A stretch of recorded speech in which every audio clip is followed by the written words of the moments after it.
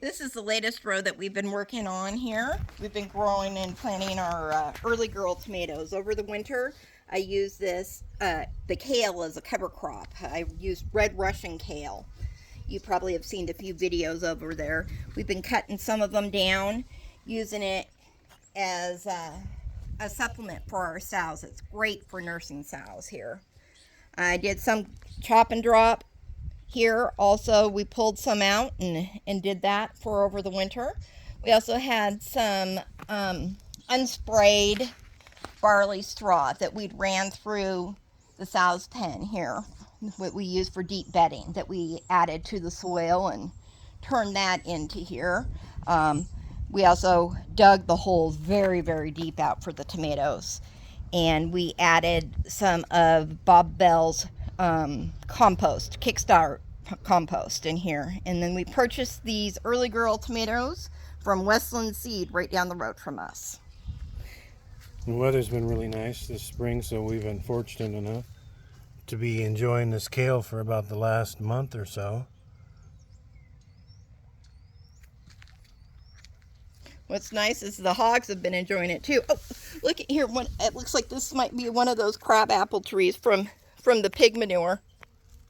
Have you guys ever had a start from pig manure, a volunteer? If you have, tell me in the comments what you've had your pigs start for you. Or maybe even your chickens too. Sunflowers are my favorite. You can see we had to add in a new patch of weed guard. Got a little carried away this year when I was doing the rototiller. Got caught up in the weed guard a bit and tore it, so we just replaced the whole patch.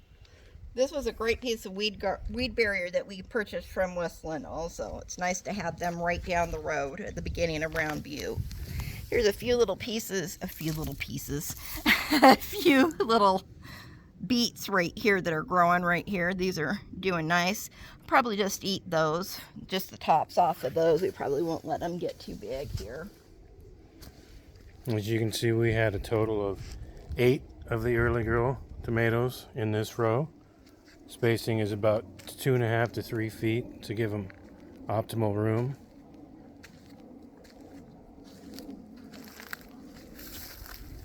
Looking really nice.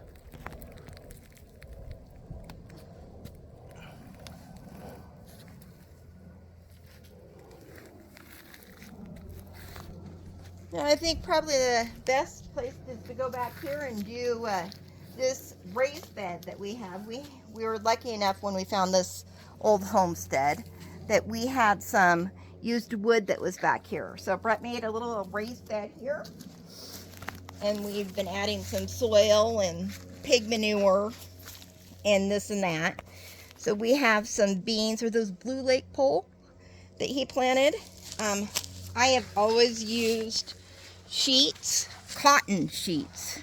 You can see the difference between right here and right there. Hopefully you can see the difference of how much moisture stays in there, and your seeds will stay moist so they can germinate. The worms like it a lot better, and it keeps the birds out.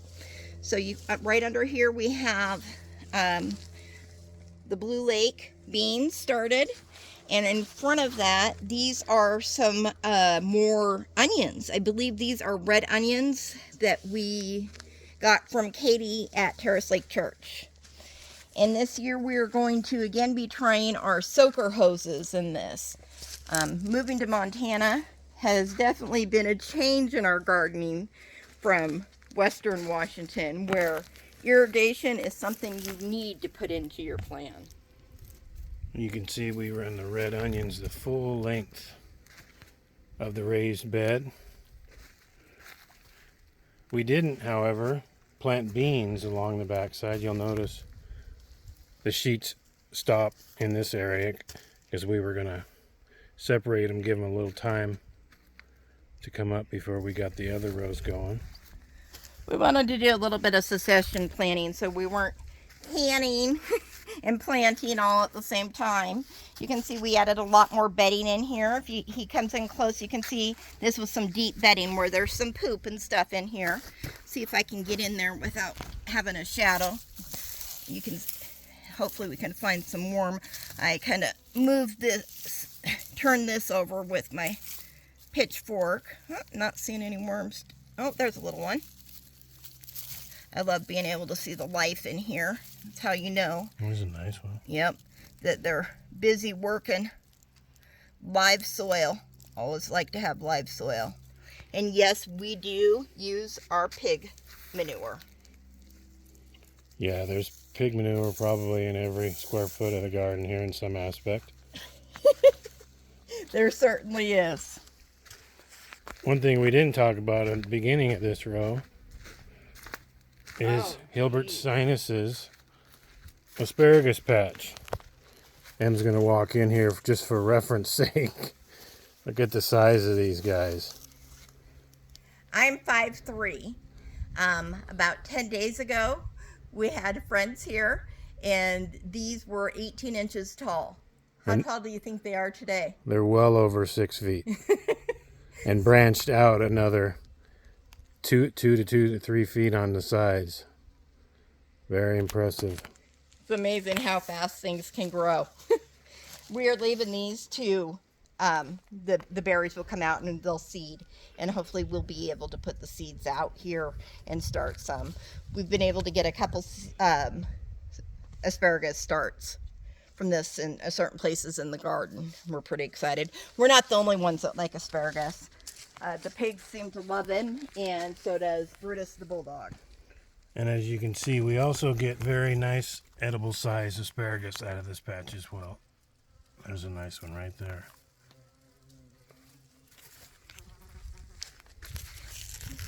You know, the real interesting thing is asparagus like this. You know, in case you guys didn't know, I don't have teeth. Nada. Not a one. Even when this big, I can eat it right here out of the garden because it's so tender. It's like eating, it tastes like a sweet pea. It doesn't taste like something out of the garden. It's real sweet and tender. Very, very good. I think maybe we'll go back and look at the rhubarb patch. Start there and see where we expanded the garden a little bit this year. Looks like the dogs are having a rough day today. Bruce, you want asparagus? Come here.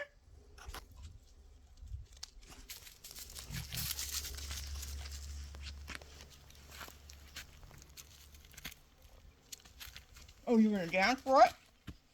You wanna dance for the asparagus? Brutus loves his vegetables.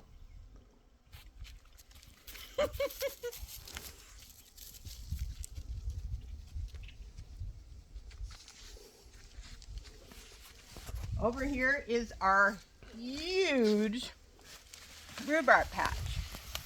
I actually had Miss Carol come over yesterday and help thin it out a little bit. Oh, look at the size of that. Something I learned last year on rhubarbs is when you're picking them, you do not cut them. You go down to the bottom and you break them off like that. Now, I'll just leave that here. But look at the size of those. Just amazing. And we were able to give a few starts to the neighbors last year and share. What do you usually do with the rhubarb? Oh my gosh. There's so many different things you can do. You can use like a, one of my favorites is to use it in a drink. I call it sunshine drink.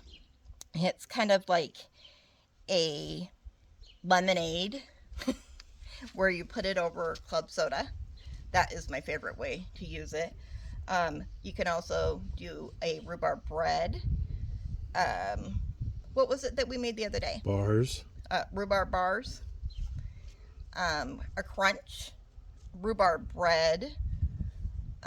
In the Montana book, I'm trying to think, what was it? It was sour cream pie. I think that was probably my favorite, the rhubarb sour cream pie. That was the best. Yeah, that's the one that disappeared quick. Yep, that's the one that definitely disappeared quick. But look at the color of that. Yeah, that's nice. Ready for harvest. Yep. Now when we harvest here, we always just take the leaves off right here and break them off. And well, let's talk about the lasagna gardening right here. We'll go right over here, and this is looking dirty and it's not smelling good. This is what we call, or they call, lasagna gardening. We put down, you can see a little bit of it coming up, a couple layers of cardboard. Want to make sure it's not waxy. And we put that down first, and then we went right behind with layers of manure, hot layers of manure. We have plenty of manure here. Then we came back in with some straw. Now our straw is not sprayed, like I've said before. Bring us out of there. Come on, move on. It is barley straw that we get from our neighbors up in Hot Springs area. It's very important to make sure where you're getting your straw from that it is not sprayed. If it's sprayed, you could have problems with it, and it could kill all your like your raspberries and stuff, and or your tomatoes. You would not want that. You'd have a big problem on your hands. So you can see here where we're layering it, and we're going to continue to layer it. And the pig poop breaks down real fast here. You know, we have our pigs on grass, so it's not like the normal quote unquote pig. We have the pasture pigs, and it breaks down, and we just keep layering it of a brown layer, a hot layer, brown layer, hot layer, and it will keep going. How deep are we going to go with the lasagna gardening? Well, we'll see how deep I can get you to keep going and carrying it in there. We'll see. We're not using straw right now for bedding. We're coming into summer. As she said, we're only at a couple layers right here.